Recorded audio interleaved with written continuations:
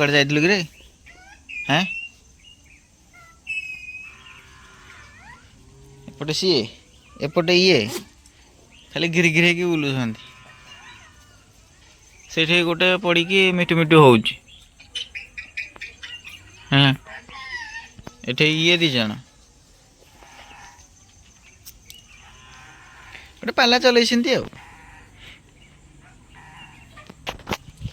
ହଉ ଚାଲୁ, ଏଇଟା ଜୀବନ ଆଉ କ'ଣ କରିବା, କର୍ମମୟ ଜୀବନ। ଆଉ ଆଉ ତ ହେ ଗାଇସ୍, ଗୁଡ୍ ମର୍ଣ୍ଣିଂ, ଜୟ ଜଗନ୍ନାଥ। ଆଶା କରୁଛି ସମସ୍ତେ ଭଲରେ ଥିବେ ଆଉ ସେମିତି ଭଲରେ ଥାଆନ୍ତୁ। ଆଜିର ବ୍ୟୁଟିଫୁଲ୍ ବ୍ଲଗ୍ ମୁଁ ଷ୍ଟାର୍ଟ କରୁଛି କେଉଁଠି ନା କଅଁଳିଆ କଅଁଳିଆ ଖରାରୁ। ଆଉ ସକାଳୁ ଶୀତ ହେଉଛି, ତେଣୁକରି ଖରାରେ ଆସିକି ଟିକେ ବସିଛି।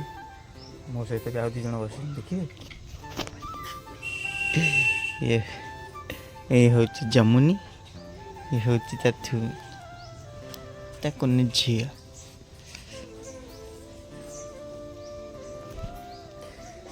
ସକାଳୁ ସକାଳୁ ନରମ ନରମ ଖରାରେ ବସିବା ଯେ ମଜା, ସେ କେଉଁଠି ନାହିଁ।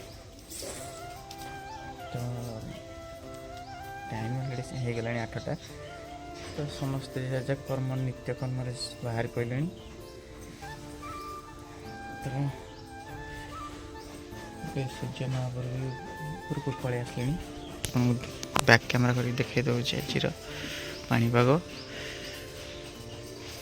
ଇଏ ହେଉଛି ସୂର୍ଯ୍ୟ ମହାପୁରୁ ଉପରକୁ ପଡ଼ିଲେଣି। ଇଏ ହେଉଛି ଆମ ବାରିପଟର ଦୃଶ୍ୟ। ତା ସହିତ ଇଏ ଆମର ମା ଝିଅ 2 ଜଣ ଯାକ ଏଠି ଖରା ପହଞ୍ଚନ୍ତି। ତାଙ୍କ ସହ ମୁଁ ବି ଖରା ପହଞ୍ଚୁଛି।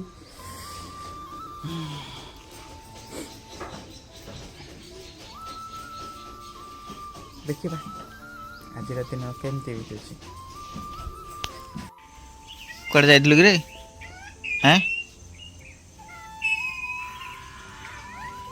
ଏପଟେ ସିଏ ଏପଟେ ଇଏ ଖାଲି ଘିରି ଘିରି ହେଇକି ବୁଲୁଛନ୍ତି। ସେଇଠି ଗୋଟେ ପଡ଼ିକି ମିଟୁ ମିଟୁ ହଉଛି। ହଁ ଏଠି ଇଏ 2 ଜଣ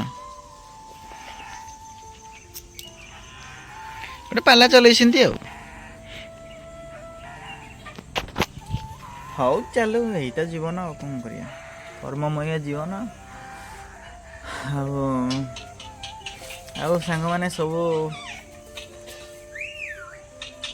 ଏମିତି ଚାଲିଛି, ଦୁଃଖେ ସୁଖେ ସବୁ ଚାଲିଛି। ତା ସହିତ ଆମର ଏମାନେ ସବୁ ବୁଲୁଛନ୍ତି ବିନ୍ଦାସରେ। ଆଉ ସୂର୍ଯ୍ୟ ମହାପୁରୁ ବୁଲିବା ପାଇଁ ଉପରେ ହେଲେଣି।